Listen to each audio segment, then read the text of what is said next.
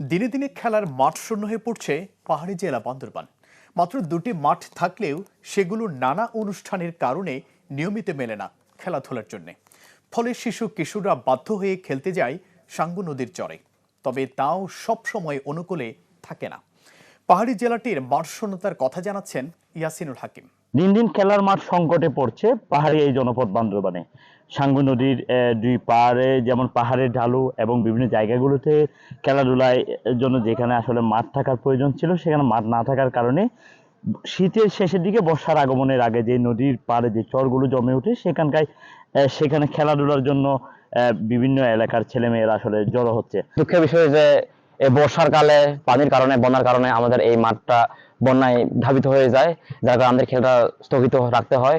কিন্তু আমাদের প্রত্যেকের একটা শারীরিক গঠনের জন্য এবং পড়াশোনার ট্যালেন্টের বৃদ্ধির জন্য আমাদের প্রত্যেক মানুষের একটা খেলাধুলা করা দরকার।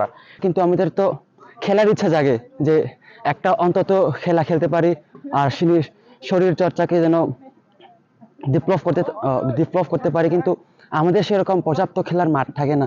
আমরা দেখেছি এক সময় বান্দরবানে বিভিন্ন ওয়ার্ডগুলোতে পর্যাপ্ত পরিমাণে খেলার মাঠ ছিল। আমরা দেখেছি সকাল থেকে সন্ধ্যা পর্যন্ত বা বিকালের সময়টা পড়ন্ত বিকালে খেলাধুলার একটা অন্যরকম আয়োজন বা অন্যরকম পরিস্থিতি ছিল পার্বত্য জনপদ বান্দরবানে বিভিন্ন পাহাড়, বিভিন্ন পাড়াগুলো, বিভিন্ন মহল্লাতে। কিন্তু এখন কালের পরিক্রমায় প্রতিটা সময় আমরা দেখেছি বিভিন্ন জায়গায় মাঠের সংকট রয়েছে। পর্যাপ্ত মাঠ না থাকার কারণে বান্দরবানের বিভিন্ন সাঙ্গু নদীর চর, বিভিন্ন পাহাড়ের ঢালুতে কিছুটা সমান জায়গা যেখানে রয়েছে সেখানে তারা খেলার জন্য ব্যস্ত সময় পার করছে। এবং যারা খেলাধুলা করছে বা ক্রীড়াপ্রেমী রয়েছে তারা আমাদেরকে যেটি বলছে, মাঠের তীব্র সংকটের কারণে এখানকার যে তরুণ ক্রীড়াবিদ, যেগুলো আসলে শিশু কিশোর যারা ক্রীড়ার প্রতি ভালোবাসা রয়েছে, যারা বিভিন্ন খেলাধুলা করতে চাচ্ছে, তারা আসলে সেই খেলাধুলাগুলোতে তারা অংশগ্রহণ করতে পারছে না। মূলত যদি বান্দরবানে স্টেডিয়াম, বানো জেলা স্টেডিয়াম এবং রাজার মাঠ নামে দুইটি যে মাঠ রয়েছে, সেই মাঠগুলোতে আমরা লক্ষ্য করেছি রাজার মাঠে প্রায় সময় রাজনৈতিক সামাজিক বিভিন্ন অনুষ্ঠান মালা থাকার কারণে সেখানেও আসলে খেলার অনুপযোগী হয়ে পড়েছে। পাশাপাশি জেলা স্টেডিয়ামটা একটি ওয়ার্ডের থেকে অনেকটা দূরত্ব থাকার কারণে সেখানে কিন্তু খেলোয়াড়রা ঠিকভাবে গিয়ে খেলাধুলা করতে পারছে না। এবং খেলোয়াড় যারা রয়েছে তাদের সাথে কথা বলেছি, তারা যেটি বলছে পর্যাপ্ত মাঠ না থাকার কারণে শীতের শেষের দিকে এবং বর্ষার শুরুর দিকে যখন সাঙ্গু নদীতে চর জমে, তারা বিভিন্ন জায়গায় বিচ্ছিন্নভাবে তারা খেলাধুলা করার মাধ্যমে তাদের শরীরকে ফিটনেস ধরে রাখার চেষ্টা করে। আমরা কথা বলবো যে সমস্ত খেলোয়াড় এখানে খেলাধুলা করছে, যে সমস্ত ক্রীড়াবিদ রয়েছে এখানে খেলাধুলা করছে তাদের সাথে। বান্দরবানের স্টেডিয়াম এবং রাজার মাঠ ছাড়া তো কোনো খেলার মাঠই নেই।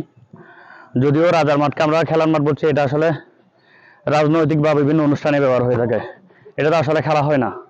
সেজন্য আমরা আশা করব বর্তমান যারা ক্রীড়া সংস্থার সাথে রয়েছেন, ডিএফ এর সাথে রয়েছেন, আপনারা যদি একটু সদয় হন, আপনারা যদি চান, আমার মনে হচ্ছে বান্দরবানে আরো বিভিন্ন মাঠ আপনারা করতে পারেন।